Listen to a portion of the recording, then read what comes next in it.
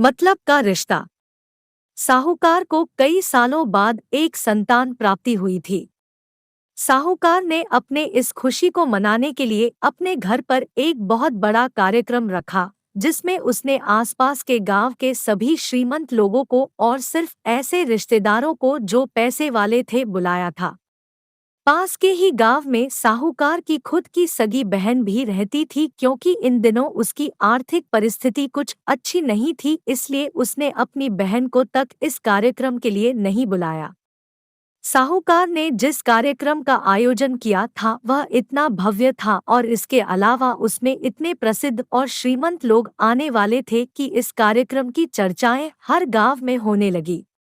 यह खबर उस साहूकार की बहन तक भी पहुंच गई।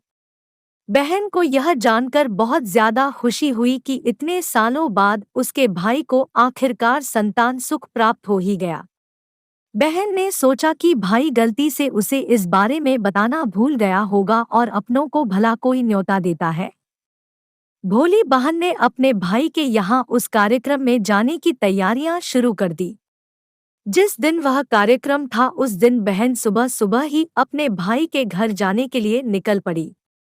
रास्ते में अपने पुराने मैले कपड़े देख उसे ख्याल आया कि अगर किसी और के घर जाना होता तो मैं ऐसे कपड़ों में जाने की सोचती भी नहीं, लेकिन मैं तो मेरे अपने घर, मेरे मायके जा रही हूँ, वहाँ मुझे ये सब सोचने की कोई जरूरत नहीं है। जैसे ही वह अपने मायके पहुंची, वहाँ का भव्य आयोजन देखकर वह बहुत खुश हो गई और उसे अपने भाई पर बहुत गर्व हुआ। वहां पर वह जल्दी से जल्दी अपने भाई को मिलकर उसकी खुशी में शामिल होना चाहती थी। वह तुरंत सीढ़ियां चढ़कर घर के अंदर प्रवेश कर गई। उसने देखा कि उसका भाई मेहमान के तौर पर आए सभी धनाढ्य और नामी लोगों का स्वागत करने में व्यस्त है। बहन जैसे ही अपने भाई की तरफ उससे मिलने के लिए बढ़ी, उसके भाई की नजरें उस पर पड़ गई और अपनी बहन को ऐसे मैले पुराने कपड़ों में देखकर भाई ने उससे मिलना तो दूर बल्कि तुरंत बहाना बनाकर वहां से निकल गया।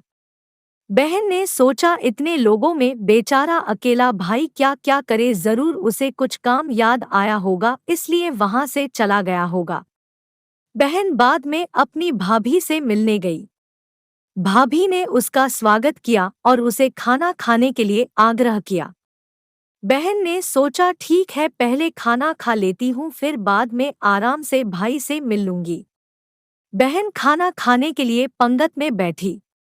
साहूकार भाई ने देखा कि अपने सभी धनवान मेहमानों के बीच उसकी गरीब बहन बैठी हुई।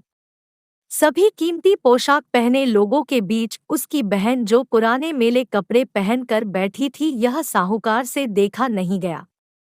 उसने अपनी बहन को अपने पास बुलवाया, भला बुरा सुनाया और वहां से जाने के लिए बोला। बहन ने अपने सपने में भी नहीं सोचा था कि उसके साथ कभी ऐसा व्यवहार भी हो सकता है, और वह भी उसके खुद के मायके में। अपना अपमान होने के बाद बहन तुरंत अपने घर ससुराल जाने के लिए चल पड़ी। बहन इस बात को पचा ही नहीं पा रही थी कि उसके अपने भाई ने उसके साथ इतना बुरा व्यवहार किया। उसकी आंखों से आंसू नहीं थम रहे थे। रास्ते में उसे अपनी पुरानी दोस्त मिली। उस दोस्त ने उसे रोने का कारण पूछा। हालांकि बहन उसे कुछ भी नहीं बताना चाहती थी, लेकिन दोस्त के बार बार पूछने पर उसने उसके साथ हुई सारी घटना उसे बता दी। उसकी दोस्त एक समझदार महिला थी और काफी प्रैक्टिकल सोचने वाली थी। उसने कहा, अगर तुम मेरी बात मानो तो एक दिन तुम्हारा भाई खुद तुम्हें अपने यहाँ बुलाएगा और तुमसे माफी मांगेगा। बहन ने उसे कहा कि मैं तुम्हारी हर बात मानूंगी, बताओ मुझे क्या करना होगा। दोस्त ने कहा कि तुम इस अपमान को, इस दुख को एक दिशा दे दो और कोई गृह उद्योग शुरू कर दो, उसमें इतनी मेहनत करो कि उस काम में तुमसे अच्छा कोई भी ना हो। बहन को अपने दोस्त की बात सही लगी। उसने घर पहुंचकर अपने आंसू पोंछकर उसी दिन से एक गृहोद्योग शुरू किया। उसने दिन रात मेहनत की, अपने साथ कई और गांव की महिलाओं को जोड़ा और देखते ही देखते उसका गृह उद्योग चल पड़ा। कुछ ही सालों में आसपास के 50 गांव में उसका नाम और रुतबा काफी बढ़ गया और अब वह पैसों के मामले में अपने भाई से भी ज्यादा बड़ी बन गई। भाई को भी जब यह पता चला कि उसकी बहन इतनी श्रीमंत हो गई है, तो उसने सोचा कि एक बार उससे मिलकर आया जाए।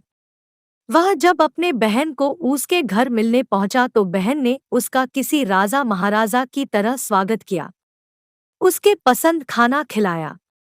बहन का ऐसा व्यवहार देखकर भाई को अपनी पिछली गलती का एहसास हुआ, इसलिए उसने अपनी बहन को अपने घर होने वाली पूजा के लिए आमंत्रित किया। कुछ ही दिनों बाद बहन अपने भाई के यहाँ उस पूजा के लिए पहुंच गई।